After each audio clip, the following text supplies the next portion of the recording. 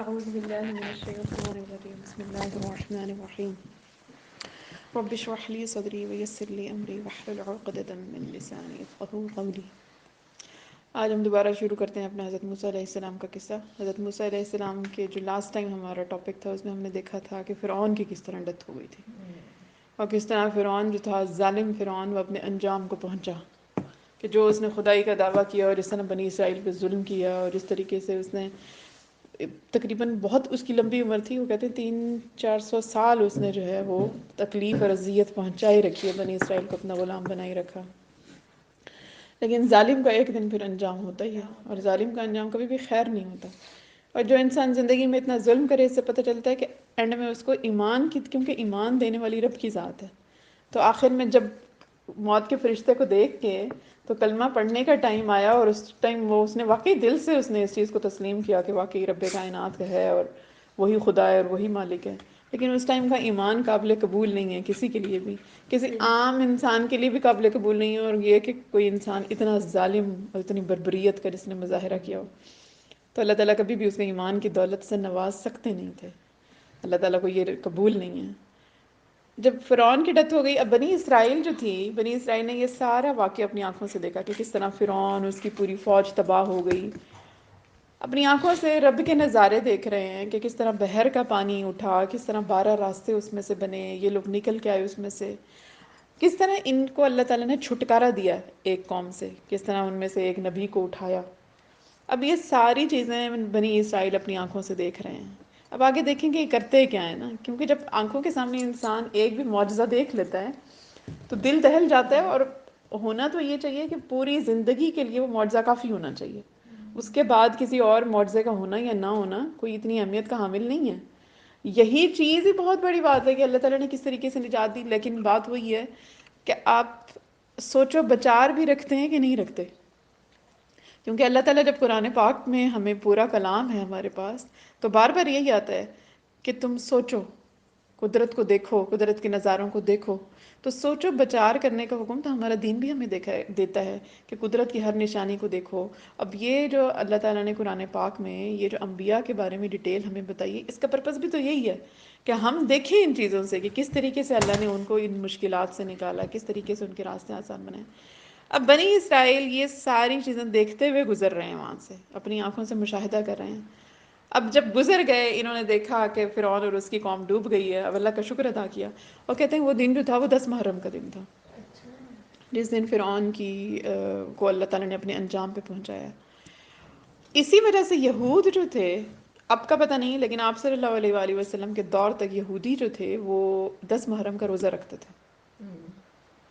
تو جب آپ صلی اللہ علیہ وآلہ وسلم کو علم ہوا کہ یہودی جو ہے اس دن کو مناتے ہیں، اور اسی وجہ سے کہ ان کی قوم کو فرعون سے نجات ملی تھی اس دن، تو شکرانے کے طور پہ اس دن کو مناتے ہیں، تو آپ صلی اللہ علیہ وسلم نے مسلمانوں کو یہ حکم دیا کہ اگر یہودی حضرت موسیٰ علیہ السلام کی وجہ سے 10 محرم کو مناتے ہیں تو میں اور میری امت جو ہے وہ اس کا زیادہ حق رکھتی ہے موسیٰ کے اوپر کہ ہم بھی شکرانہ ادا کریں اس چیز کا۔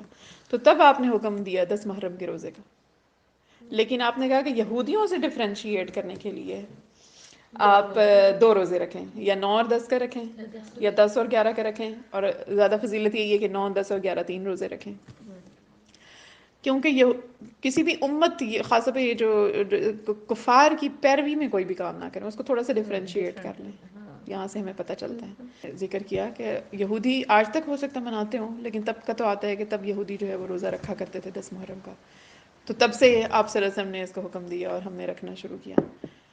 اب جب 10 محرم کے بعد جب بنی اسرائیل گزر گئے آگے، اب چلتے چلتے نا ان کا رخ تھا شام کی طرف، ملک شام کی طرف ان کا رخ تھا، یہ سفر اس طرف کو کر رہے تھے، لیکن راستے میں ظاہر ہے تب سفر بھی لمبے ہوتے تھے، راستے میں انہوں نے ایک جگہ پڑاؤ ڈالا۔ اب حضرت موسیٰ علیہ السلام جب راستے میں انہوں نے پڑاؤ ڈالا تو حضرت موسیٰ علیہ السلام کو حکم یہ تھا کہ اب کیونکہ بنی اسرائیل کو نجات مل گئی ہے، اور بنی اسرائیل ہمیشہ موسیٰ علیہ السلام سے خود یہ ریکویسٹ کیا کرتے تھے کہ آپ ہمیں اللہ تعالیٰ سے کوئی ایسی کتاب لا کے دیں کہ ہم اس پہ عمل کریں، ہمیں اللہ تعالیٰ سے کوئی حکم لا کے دیں، احکام لا کے دیں کہ ہم اپنے رب کا شکر ادا کریں کہ اس نے ہمیں فرعون سے اور اس کی قوم سے نجات دلائی ہے۔ ان کے بہت زیادہ اصرار پہ اللہ تعالیٰ نے موسیٰ علیہ السلام کو حکم دیا کہ آپ طور سینا پر آئیں، سینا کی وادی میں، طور سینا پہ ہیں۔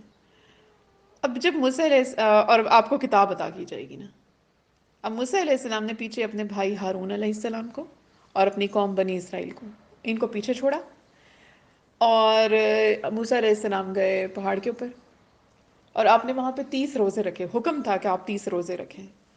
تو موسیٰ علیہ السلام نے 30 روزے رکھے، اور 30ویں دن ان کو امید تھی کہ اللہ تعالیٰ آج مجھے وہ کتاب میرے پر نازل کریں گے جس میں احکام ہوں گے، میں اپنی قوم کے پاس لے کر جاؤں گا۔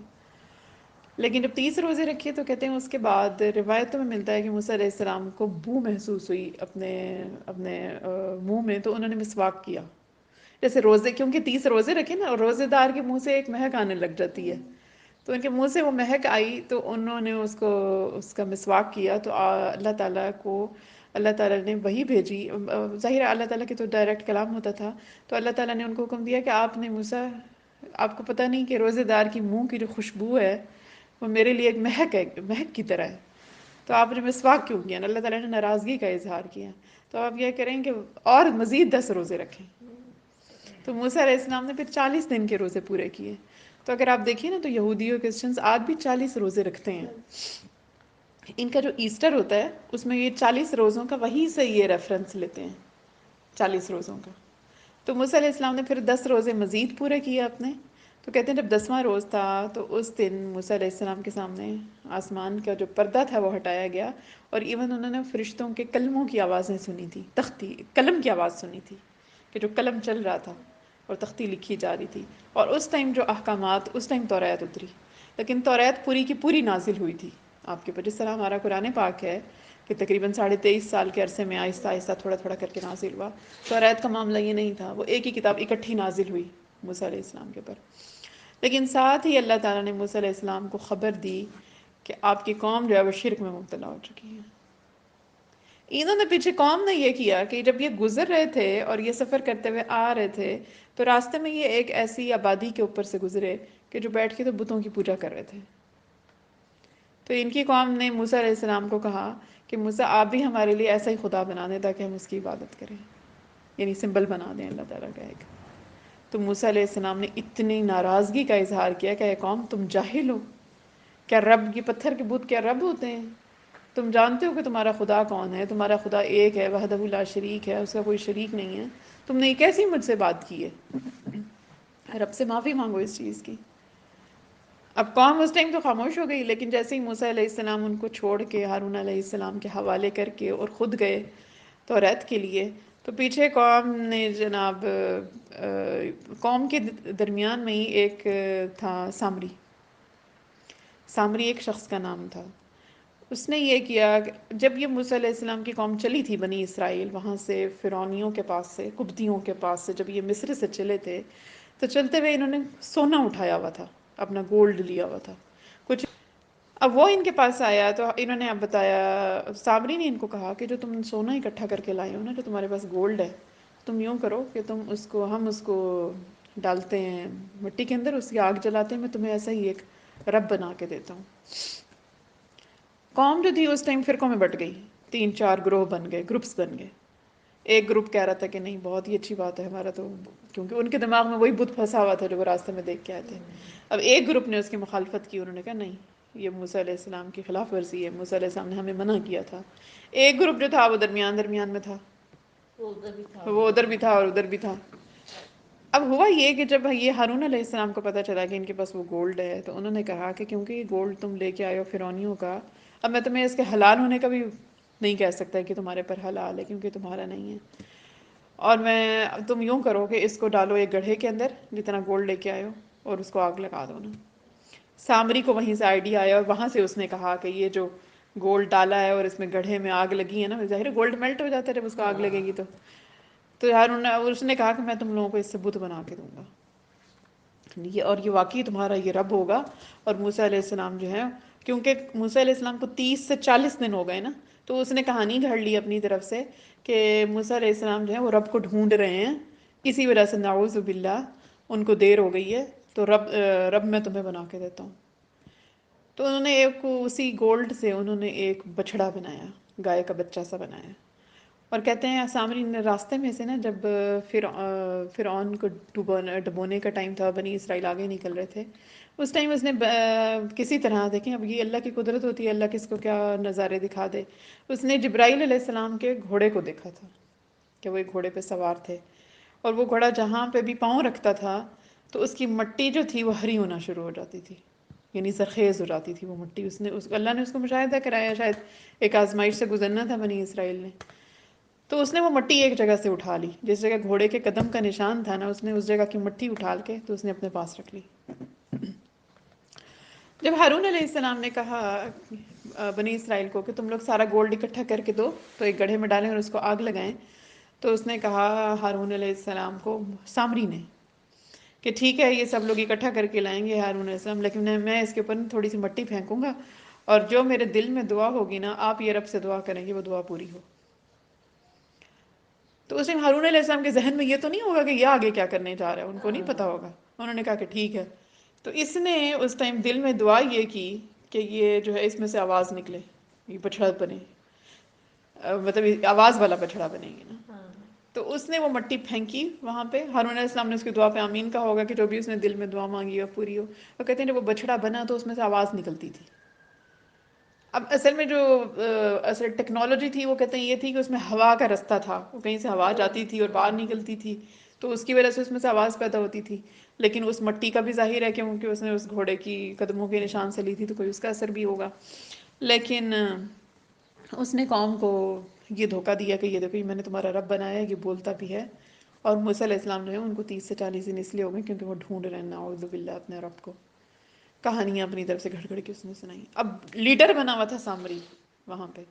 جب ہارون علیہ السلام کو اس بات کا پتہ چلا تو ہارون علیہ السلام بہت زیادہ غصے میں، انہوں نے سرزنش کی اپنی قوم کو کہ میری قوم اس فتنے میں نہ پڑو. یہ تم کس فتنے میں پڑے ہو؟ تم نے کیسا بنا دیا؟ موسیٰ کو جب اس بات کا علم ہوگا تو وہ بہت ناراض ہوں گے، یہ تمہارا رب تھوڑی ہے، تمہارا رب اوپر ہے. ظاہر انہوں نے اپنی طرف سے ہر طرح کے دلائل دیے. لیکن بنی اسرائیل جو تھے وہ ایسی کوئی اللہ کی قوم تھی کہ سب دیکھیں سب کچھ دیکھ کے چلے ہیں، ابھی بچ کے آ رہے ہیں، اتنی بڑی سختی، اتنی بڑی عذاب سے نکل کے آ رہے ہیں. اللہ تعالیٰ نے ان کو نکالا ہے بجائے اس کے کہ اور صرف یہی عذاب نہیں تھا، پیچھے دیکھیں انہوں نے کس طرح کے عذابوں میں مبتلا قبطیوں کو دیکھا. خون کے عذاب میں دیکھا، مینڈک کے عذاب میں دیکھا، ٹڈیوں کے عذاب میں دیکھا، جوؤں کے عذاب میں دیکھا، ایون طوفان آیا ان کے اوپر، بارشیں ہوئیں. ان سارے عذابوں سے نکال نکال نکال کے پھر اینڈ میں فرعون والا معجزہ بھی اللہ نے ان کو دکھایا. وہ سارے معجزے تھے نا، کیونکہ ان کے گھر تو ان عذابوں سے بچے ہوئے تھے، ان لوگوں کے اوپر تو مشکل نہیں آتی تھی. لیکن سب دیکھنے کے بعد پھر یہ آ کے دوبارہ شرک میں مبتلا ہوئے ہیں. تو اللہ تعالیٰ نے خبر دے دی ادھر موسیٰ علیہ السلام کو کہ آپ کی قوم شرک میں مبتلا ہو گئی ہے. موسیٰ علیہ السلام بہت غصے میں آئے، توریت تو لے آئے موسیٰ علیہ السلام، لیکن بہت غصے میں اپنی قوم کے پاس آئے. اور انہیں جب آ کے دیکھا تو یہ لوگ بیٹھے ہوئے بت کے آگے بیٹھ کے اس کی پرستش کر رہے ہیں. تو موسیٰ علیہ السلام نے بھاگ کے تو ہارون علیہ السلام کو پکڑ لیا، اور انہوں نے تختیاں رکھیں سائڈ پہ جو توریت کی تھیں، اور اپنے بھائی کو پکڑ کے تو ان کو دبوچ لیا اور ان کو غصہ کرنے لگے اور مارنے کی کوشش کرنے لگے. تو ہارون علیہ السلام نے کہا کہ اے موسیٰ، میں نے اپنی قوم کو بہت سمجھایا، لیکن میرے بھائی میری ہنسی کا باعث نہ بن. یعنی یہ ظالم لوگ ہیں، یہ لوگ تو ہنسیں گے دیکھ کے کہ تم مجھ پہ سختی کر رہے ہو، لیکن اصل میں ان لوگوں نے میری بات نہیں مانی، انہوں نے میرا کہنا نہیں مانا، انہوں نے اپنی ضد کا یہ انجام دیکھا ہے. یہ تو پھر موسیٰ علیہ السلام نے سامری سے پوچھا کہ یہ تم نے کیا کیا نا، یہ تم نے کیا شرک دکھایا پھیلایا یہاں پہ؟ تو اس نے کہا کہ موسیٰ، ان لوگوں نے خود جو ہے اس بات کو ڈیمانڈ کی تھی کہ میں ان کو ایک ایسا رب بنا کے دوں کہ جو جیسا انہوں نے راستے میں دیکھا تھا، تو یہ بھی اپنے کیے کے ذمہ دار ہیں. تو اس ٹائم پھر موسیٰ علیہ السلام نے سامری کو بد دعا دی کہ ساری زندگی تم یہ کہتے پھرو کہ مجھے کوئی نہ چھوئے نا. جو ان کے دل میں ایک برا، جو ظاہر غصے میں ان کے منہ سے یہ نکلی بد دعا. اور پھر کہتے ہیں اس کی ایسی حالت میں سامری مرا آ گئی، ہر کسی کو کہتا تھا کہ مجھے نہ چھوؤ نا. اللہ تعالیٰ نے وہ پوری کر دی موسیٰ علیہ السلام کی دعا. لیکن جو باقی جو بنی اسرائیل کے لوگ تھے جو مبتلا ہو گئے تھے اس شرک میں، اب موسیٰ علیہ السلام نے کہا کہ توبہ کرو اب اللہ سے، اللہ سے معافی مانگو، کیونکہ میں تمہارا کیا علاج کروں. تو موسیٰ علیہ السلام نے اللہ تعالیٰ سے دعا کی کہ اللہ تعالیٰ مجھے اور میرے بھائی کو محفوظ رکھ اپنے کسی بھی عذاب سے، کیونکہ ڈر تو ان کو بھی لگ گیا نا کہ جب یہ قوم نکل کے آئی ہے اتنے عذابوں سے اور پھر یہ شرک میں مبتلا ہو گئے ہیں، تو یا اللہ تعالیٰ مجھے اور میرے بھائی کو محفوظ رکھ. تو تب اللہ تعالیٰ کا حکم آیا کہ موسیٰ علیہ السلام نے اپنی قوم کو حکم دیا کہ تم میں سے وہ لوگ کہ جنہوں نے بتوں کی عبادت نہیں کی، یعنی وہ جو گروپ تھا نا جو سائڈ پہ تھا اور جنہوں نے کہا کہ نہیں یہ شرک ہے، تم لوگ اس میں سے تقریباً موسیٰ علیہ السلام نے 70 لوگوں کو چنا جن کے ایمان کا ان کو تسلی تھی، ان کو یقین تھا کہ یہ شرک میں مبتلا نہیں ہوئے، تاکہ وہ جا کے دوبارہ اللہ تعالیٰ سے سب اکٹھے مل کے تو معافی مانگیں اپنے قوم کی اس برائی کی اور اپنے قوم کے اس شرک کی۔ تو یہ جب 70 لوگ مل کے دوبارہ پہاڑ پر گئے اور وہاں جا کے انہوں نے تو وہ کہتے ہیں جب موسیٰ علیہ السلام اللہ تعالیٰ سے کلام کرتے تھے تو بادل کا ایک ٹکڑا آ جاتا تھا جو ان کو چھپا لیتا تھا نا، تو آس پاس کے لوگ دیکھ نہیں سکتے تھے، تو لیکن باہر وہ لوگ موجود تھے 70 کے 70 لوگ، اور موسیٰ علیہ السلام تھے، اب اللہ تعالیٰ سے کلام کر رہے تھے موسیٰ علیہ السلام۔ تو اللہ تعالیٰ نے ان کو حکم یہ دیا کہ تمہاری قوم کے بنی اسرائیل کے وہ لوگ کہ جنہوں نے شرک کیا ہے ان کو وہ لوگ قتل کریں کہ جنہوں نے شرک نہیں کیا، تو میں ان کو معاف کر دوں گا نا۔ شرط اللہ تعالیٰ نے یہ رکھی کہ ان کا قتل جو ہے اب وہ ان کو اور اپنی مرضی سے یہ قتل ہوں تو پھر میں ان کو معاف کروں گا، ورنہ ان کے لیے معافی کوئی نہیں ہے، کیونکہ جب کوئی انسان معجزے اللہ کے دیکھ لیتا ہے نا تو پھر معافی اتنی آسان نہیں ہوتی۔ ایسے تو انسان کہتے ہیں نا کہ چلو انسان گناہ کر لے تو اللہ تعالیٰ سے معافی مانگے تو اللہ کی رحمت وسیع ہے، اللہ تعالیٰ معاف فرما دیتے ہیں۔ معجزے دینے کے بعد پھر یہ نہیں کہ ان وقت اللہ تعالیٰ سے درخواست کریں، توبہ کر لیں اور معافی مانگ لیں۔ اللہ تعالیٰ نے توبہ کی قبولیت کی شرط اللہ نے یہ رکھی کہ یہ قتل ہوں اور ان کو قتل کیا جائے، جن لوگوں نے شرک نہیں کیا وہ ان کو قتل کریں، اور وہ یہ نہ دیکھیں کہ یہ میرا بھائی ہے، یہ میرا باپ ہے، یا یہ میرا بیٹا ہے، یعنی اپنے ہر رشتے کو یہ خود قتل کریں اپنے ہاتھوں کے ساتھ کہ جس نے شرک کیا ہے، تو پھر میں معاف کر دوں گا۔ لیکن اس کا فائدہ یہ ہوگا کہ آخرت کے عذاب سے بچ جائیں گے، دنیا میں تو عذاب دیکھیں گے ہی۔ اب جو 70 لوگ گئے ہوئے تھے انہوں نے موسیٰ علیہ السلام سے کیا فرمائش کی کہ موسیٰ اپنے رب کو کہیں کہ ہمیں اپنی تجلی کرائے نا، ہمیں اپنی آواز سنائے۔ پہلے آواز کی انہوں نے فرمائش کی، اس کے بعد انہوں نے کہا کہ ہم بھی آپ کے رب کو دیکھنا چاہتے ہیں نا، رب کائنات کو۔ تو تب موسیٰ علیہ السلام نے پھر اللہ تعالیٰ سے درخواست کی تھی کہ یا رب کائنات میں آپ کو دیکھنا چاہتا ہوں نا، کیونکہ کہتے ہیں موسیٰ علیہ السلام میں تجسس تو تھا، کیونکہ ظاہر آواز تو سنتے ہی تھے، تو اب ان کا یہ تھا کہ میں دیکھوں بھی صحیح کہ میرا رب کیسا ہے، اور شاید یہ ہمارے اندر نہیں ہے کہ ہمیں بھی خواہش ہوتی ہے کہ ہم اپنے رب کو دیکھیں، اور جنت کی خواہش انتظار کرتے ہیں ہم کہ اللہ تعالیٰ ہمارے جنت ہمارے نصیب میں کر دے، وہاں رب کا دیدار ہوگا۔ وہ کہتے ہیں جنت کی سب نعمتوں میں سے سب سے بڑی نعمت یہ ہوگی کہ وہاں پہ جنتیوں کو جمعے کے دن اللہ تعالیٰ کا دیدار ہوا کرے گا، تو پورا ہفتہ وہ اس دن کا انتظار کیا کریں گے، تو یہ بہت بڑی رب کی نعمت ہے، کیونکہ رب ہمارا بہت حسین و جمیل ہے، اللہ تعالیٰ بہت حسین و جمیل ہے۔ تو انہوں نے جب یہ فرمائش کی تو اللہ تعالیٰ نے موسیٰ علیہ السلام کو کہا، فرمایا کہ موسیٰ تم مجھے نہیں دیکھ سکتے، کوئی انسان مجھے دیکھ نہیں سکتا، ہاں اگر میں اس پہاڑ کے اوپر اپنی ایک تجلی ڈالتا ہوں، اگر تو یہ برداشت کر گیا تو پھر تم بھی مجھے دیکھ لو گے۔ تو اللہ تعالیٰ نے پہاڑ کے اوپر تجلی ڈالی تو وہ ٹوٹ ٹوٹ کے ریزہ ریزہ ہو گیا، اور موسیٰ علیہ السلام بے ہوش ہو گئے۔ موسیٰ علیہ السلام بے ہوش ہوئے، لیکن جو باقی موسیٰ علیہ السلام کے آس پاس کے لوگ تھے وہ سارے کے سارے مر گئے، ان کی ڈیتھ ہو گئی، پورے 70 کے 70 باقی سب کے سب لوگ، لیکن موسیٰ علیہ السلام سے بے ہوش ہوئے تھے۔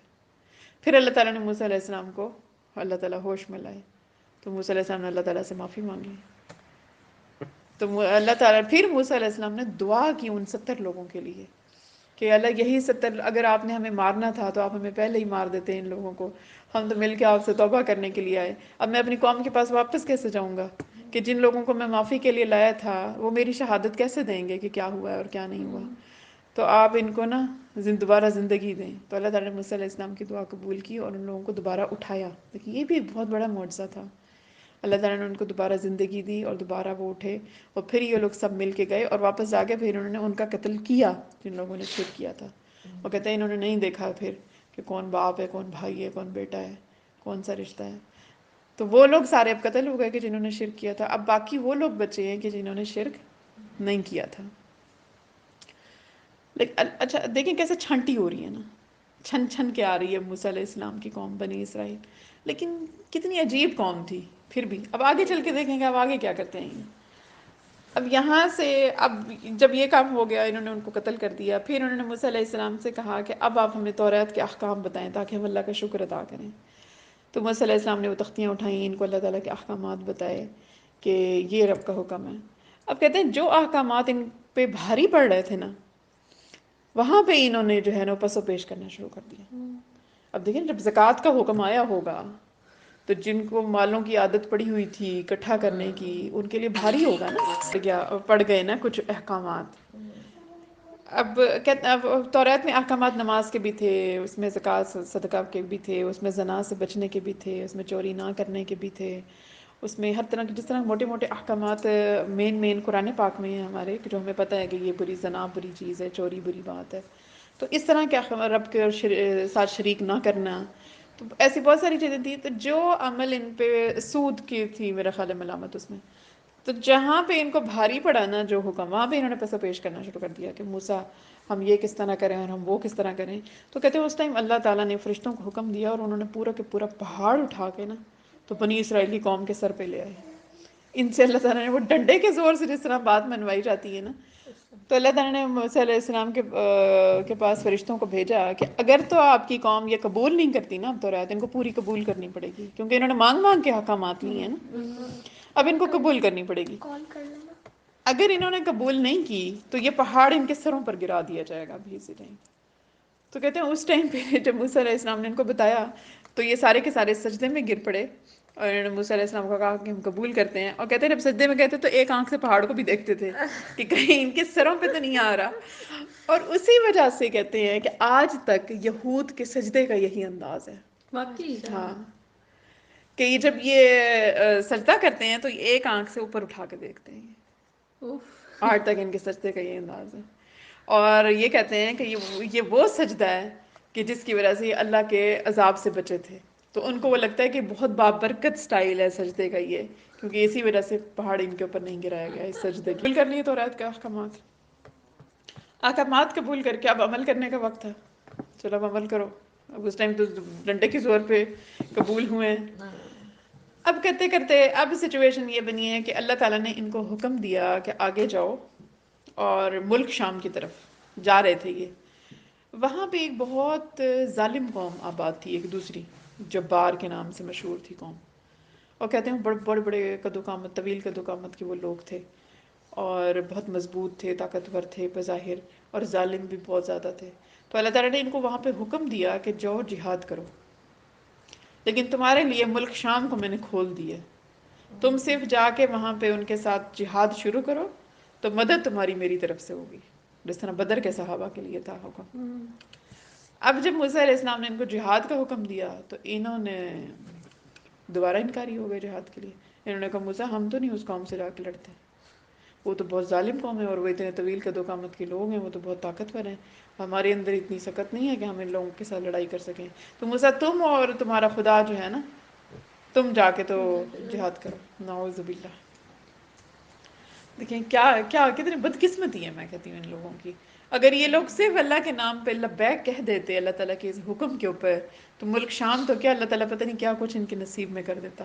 اللہ تعالیٰ نے بھی پھر ان کو ترسایا نا زمین کے ایک ٹکڑے کے لیے، اور آج تک دیکھیں ترس رہے ہیں یہ. تو اس ٹائم انہوں نے انکار کر دیا، اور یہ جو بہت بہت بڑا گناہ تھا یہ. ایک تو اللہ تعالیٰ کے احکامات کا انکار کرنا، اور اتنے معجزے دیکھنے کے بعد انکار کرنا. اللہ تعالیٰ ان کے اوپر رحمتوں کی رحمتیں کر رہے ہیں، مار کے بھی اللہ تعالیٰ نے ان کو دوبارہ زندہ کر دیا، اور ان کی مرضی کے مطابق یہ لوگ دیکھیں اللہ تعالیٰ سے فرمائشیں کیا کرتے تھے کہ ہم پہ توریت کے احکامات اتاریں. اب توریت نازل ہو گئی ہے تو اب ہم اس حکم کو مانتے ہیں تو اس حکم کو نہیں مانتے. اچھا، اب اگر ہم اپنا انالیسس کریں نا، اب ہم بھی تو قرآن پاک میں سے بعض احکامات کو مانتے ہیں، بعض کو نہیں مانتے. آج تک ہماری بھی، اگر ہم ان کو تو کہہ رہے ہیں ہم، لیکن اگر ہم اپنا انالیسس کریں تو ہماری بھی یہی صورتحال ہے کہ کچھ احکامات جو ہمیں پسند آتے ہیں، جو ہمارے لیے کرنے آسان ہیں، ہمارے اوپر اتنے بھاری نہیں پڑتے، ان کو تو ہم فوراً قبول کر لیتے ہیں. اور جو کچھ احکامات ہمیں لگتا ہے کہ بہت بھاری ہیں ہمارے لیے کرنے، ان کو ہم چھوڑ دیتے ہیں. اگر ہم ان کا انکار نہیں بھی کرتے لیکن ان کو سائڈ پہ رکھ دیتے ہیں. ہاں، کہ ان کو ہم رب کی رحمت کا نام دے کے تو اس کو ہم کرتے چلے جاتے ہیں کہ اللہ تعالیٰ رحم کرے گا، اللہ تعالیٰ بہت رحیم ہے، اللہ تعالیٰ بہت غفور ہے، اللہ تعالیٰ توبہ قبول کر لیتے ہیں، ہم کر کے معافی مانگ لیں گے اللہ تعالیٰ سے. تو اللہ تعالیٰ یہیں پہ ہی اللہ تعالیٰ سے ہم دعا کرتے ہیں کہ یا رب کائنات ہمیں بھی پورے قرآن پاک پہ عمل کرنے کی توفیق عطا فرما، اور ہر مسلمان کو پورے ہی قرآن پہ عمل کرنے کی توفیق عطا فرمائیے. اب جب یہ سلسلہ چل رہا تھا بنی اسرائیل، اب یہاں پہ تو انہوں نے انکار کر دیا. اب انکار کرنے کی وجہ سے اللہ تعالیٰ نے پھر ان کے اوپر یہ عذاب ڈالا کہ ان کو جس جگہ پر یہ موجود تھے، ایک وادی کے اندر موجود تھے، وادی نہیں تھی، ڈیزرٹ تھا تقریباً، آگے صحرا شروع ہو رہا تھا. اللہ تعالیٰ نے ان کو اسی علاقے میں بھٹکا دیا. اللہ تعالیٰ نے فرمایا موسیٰ یہ باہر نہیں نکل سکتے اب اس سے 40 سال تک. 40 سال کے لیے اللہ تعالیٰ کی سختی میں آ گئے یہ. اور اب اس جگہ کے اوپر جس میں یہ تھے، کہتے ہیں جب یہ صبح کو چلتے تھے، جب شام کو پہنچتے تھے تو یہ دوبارہ چکر لگا کے دوسری جگہ آگے کھڑے ہونے. 40 سال بھٹکتے رہے، اور بہت چھوٹا سا ایریا تھا کہتے ہیں وہ جہاں پہ اللہ نے بھٹکایا. لیکن رب جو چاہے وہ کرے. اللہ نے ان کو بھٹکایا، بھٹکتے رہے 40 سال تک، انہیں صحراؤں میں گھومتے رہے. اب وہاں پہ نہ کھانے کا انتظام تھا، نہ پینے کا، کچھ بھی نہیں تھا. وہاں پہ اللہ نے ان کے لیے من و سلوہ اتارا اس جگہ پر. کہتے جو من تھا نا، وہ تھی گرینز ٹائپ کی کوئی چیز تھی، جو صبح صبح ان کے اٹھنے سے پہلے نازل ہوتا تھا آسمان کے اوپر سے، اور اس کو یہ سب اکٹھا کر کے تو وہ یہ کھا لیتے تھے. اور جو سلوہ تھا وہ ایک پرندے کا ٹائپ کا گوشت تھا، وہ مطلب گوشت کی صورت حال تھی لیکن پرندے تھے تو ان کو یہ پکڑ لیتے تھے. پرندے غل کے غل، جھنڈ کے جھنڈ آتے تھے ان کے اوپر اکٹھے ہوتے تو ان کو یہ پکڑ لیتے تھے، ان کو پکاتے ہوں گے کسی طرح اور پھر یہ کھاتے تھے. تو اس کے بعد جب من و سلوہ ان کے اوپر نازل ہوتا رہا اور پانی کی یہ صورتحال بنی کہ اللہ تعالیٰ نے موسیٰ علیہ السلام کو، پانی نہیں تھا اور یہ بہت بڑی تعداد تھی، لاکھوں کی تعداد میں تھے. تو موسیٰ علیہ السلام کو اللہ تعالیٰ نے حکم دیا ایک پتھر کے اوپر، بڑا سا پتھر تھا، کہ موسیٰ آپ اس کے اوپر اپنا عصا ماریں. تو جب موسیٰ علیہ السلام اس پہ اپنا عصا مارتے تھے تو کہتے ہیں اس میں سے 12 چشمے پھوٹتے تھے. اور یہ 12 قبیلے تھے کیونکہ جو اکٹھے تھے، 12 گروہ تھے یہ. تو ہر قبیلے کا ایک چشمہ ہوتا تھا. تو یہ اپنے جانوروں کو پانی پلاتے تھے، یہ خود پیتے تھے، کچھ پانی اکٹھا کر لیتے تھے جو پینے کے لیے جو برتن ہوں گے بھر لیتے ہوں گے. تو اس طریقے سے اللہ نے ان کے پانی کا انتظام کیا، ان کے کھانے پینے کا انتظام کیا. یعنی اتنی ناراضگی کی حالت میں بھی اللہ تعالیٰ ان سے کتنے ناراض ہوں گے جب انہوں نے جہاد کے حکم کو ٹھکرایا. لیکن اللہ تعالیٰ نے ان کے اوپر من و سلوہ اتارا، ان کے پانی کا انتظام کیا. اور وہ پتھر کہتے ہیں یہ اٹھا کے اپنے ساتھ رکھتے تھے. یہ تو جہاں پہ بھی پتھر رکھتے تھے، جہاں ان کو پانی کی ضرورت ہوتی تھی وہیں پہ عصا مارتے تھے، چشمے جاری ہو جاتے تھے. اب من و سلوہ بھی کھا رہے ہیں. اب من و سلوہ کھاتے کھاتے پھر انہوں نے موسیٰ علیہ السلام سے پھر شکوے شکایات شروع کر دی. انہوں نے کہا موسیٰ اب ہم تو ایک ہی چیز کھا کھا کے تو ہم تھک گئے ہیں. اب ہم اپنے رب سے دعا کیجئے کہ وہ ہمارے لیے کچھ گیہوں، کچھ سبزی، کوئی ترکاری اور کچھ ایسا بھی ہم، تاکہ ہم کاشت کر سکیں اپنی فصلیں. اور ہم ایک ہی چیز، اور مسور، یہ قرآن پاک میں دیکھیں سورہ بقرہ میں آئے گا، ڈیٹیل میں ہم انشاءاللہ تعالیٰ پڑھیں گے. گیہوں، مسور، کچھ پیاز، کوئی ترکاری، تاکہ ہم وہ اگائیں اور ہم کھائیں، کیونکہ ایک ہی چیز کھا کھا کے ہم تھک گئے ہیں، ہم وہ روزانہ نہیں کھا سکتے. تو اسے کہتے ہیں رب کی نعمتوں کو ٹھکرانا نا. بغیر کسی محنت کے اگر کھانے کو مل رہا ہے تو وہ ان کو قبول نہیں تھا. اب ان کو